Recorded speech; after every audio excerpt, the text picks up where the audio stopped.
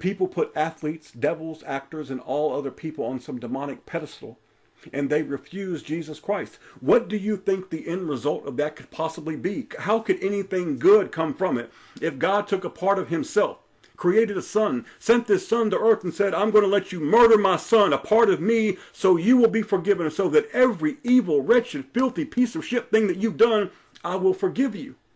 I'm talking about the lowest things that we have all done, and we have all done some bad things, that God says, I'm going to let a part of me be murdered so that you will be forgiven, so you can come back home to me.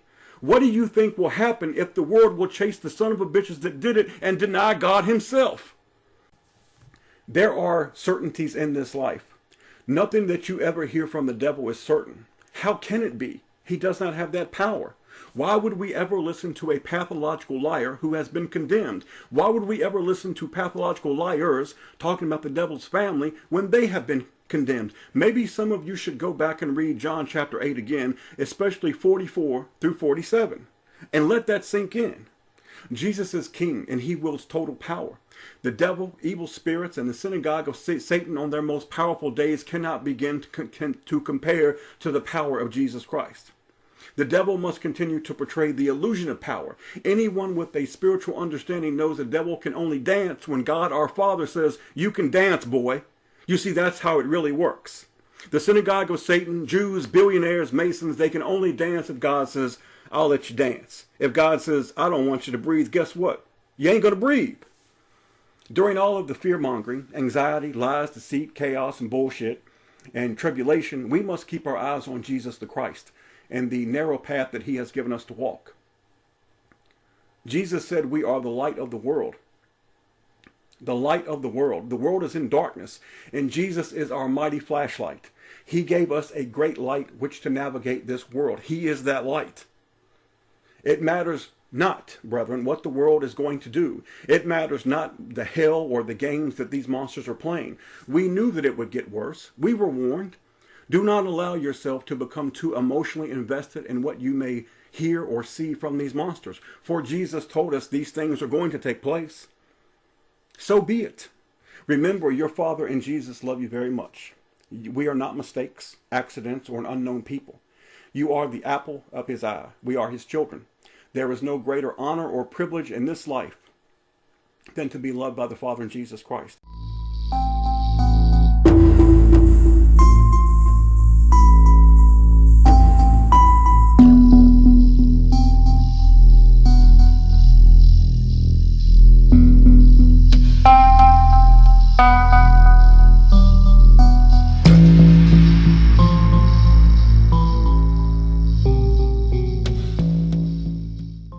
Your Father put something in motion. It's a train. He put it in motion. It's God's will. Now his plan is a train that's going from point A, which is the beginning, to point B, which is the finish.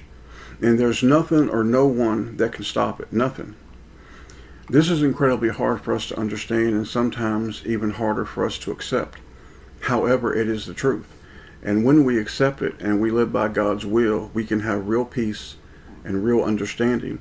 Now, this does not mean that we should turn our heads to evil or accept it or just walk by as we see evil being done. We have to understand that God gave evil a certain amount of leash and power, and we are seeing it right now, in my opinion, more than ever. And it's hard to accept. However, we have to understand that the train of God is going to its final destination, and it's not going to be derailed for anyone or anything. Let me explain God's mercy and love and promises with this train ride in a way that you'll understand, and I'll try to keep it short. This train of God is in motion. It is from God. It is from him only, and it can't be stopped. However, in our Father's great love and mercy, it is God himself who will slow the train down for you, to help you, his children. It is God who will speed the train up to help his children. Just as Jesus Christ said that in the last days, time will speed up, and we are seeing it now. It is God himself who will actually bring the train to a stop, because he is the only one that can, just so he will pick up extra passengers or give people time to get it together until we get to the very end. But nevertheless, this train is going from point A to point B. There is no point C. There is nothing else. It's going to go all the way. It's going to happen. Ain't nothing going to stop it. Nothing. Nothing or no one. However, God does stop the train. He does make it go in certain routes because God hears our prayers, our pleas, and our heartfelt requests for help. And he moves this train in different ways and speeds because of his love for his family. You know, we've been taught all our lives, and you hear people say constantly, remember who you are and where you come from. Now, these two statements used to have a lot of merit to me. They used to mean a lot. However, as I've grown in God, I realize they're really insignificant to me as a man and as a man of God. I see things far different now because I've been taught the truth. What we should remember and ask is this: what are you and where are you going? It does not matter where you've been. It matters where you're going now. It does not matter who you are, what you were in the past. It matters what you are now. It matters what you are now and where you're going now, because it's about the present. It's not about where we've come from. It's about where we're going and who we are now. Now, I know this life is hard and sometimes incredibly hard. However, God is real, and this life is not forever.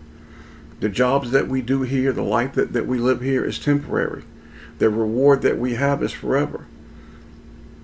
You are stronger than you understand. You're not weak. You're not insignificant. You're not stupid.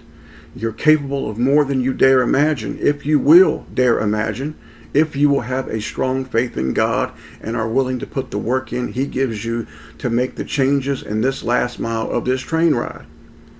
Now, I know at this point many folks are asking, where are we at? A guy left a comment in the video, the last one we did 10 days ago, and said, where do you think we're at in the timeline of Revelation? Well, first of all, Revelation is not linear. That means it doesn't go in order. It goes all over the place. So where are we in God's timeline? I don't know, man. But let me tell you this. I believe we are near the end. I believe on this train that God has put in motion, we can see the final destination right up ahead. Now, when people talk about great tribulation, people talk about this, they talk about that. The one thing they don't mention is this. They want to talk about food. They want to talk about shit hitting the fan. They want to talk about water. They want to talk about fallen angels. They want to talk about all this. But the one thing they don't talk about in God's train ride and what would be the last days. You know, people want to talk about there's babies being killed and they're being hidden in vats. Listen, man, I don't deal in fantasy. I deal in reality. Yes, there are children being hurt. Yes, there are people being kidnapped. Yes, the prices of things are gone up sky high. Yes, it's bad, but what's something else going on that is so filthy and so hideous that God has said, I'm about ready to say enough. And when God puts his hand down, man, and says enough, things are going to shake. It's the mockery of Jesus Christ, man, and it's everywhere. It's the mockery of God. It's nonstop. The hatred of God, the denial of God, the denial of Jesus Christ, the Son of God, who is the image of God, who was brutally murdered, and the people just mock it and deny it. How much longer do you think God's going to say, I'm not going to tolerate but so much more of that? He's just not. He's just not. By now, some of you know that the images that I put in my work are of the outdoors. I find mountains, rivers, and streams to be incredibly beautiful, and some rivers are also incredibly dangerous, especially when they're moving fast. And I've noticed in my life that when people get in fast moving rivers, they struggle and sometimes they perish.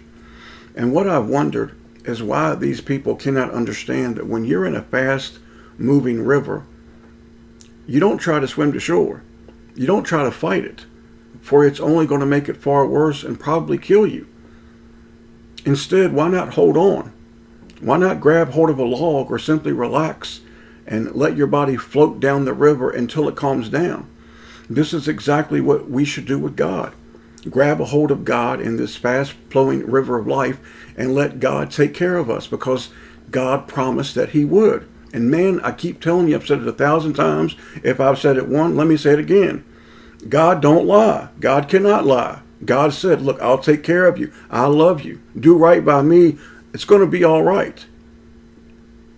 In closing, I ask you, my brothers and sisters, two simple questions. One, when was the last time that you, as a man or a woman, a child of God, sat down and had a long talk with God?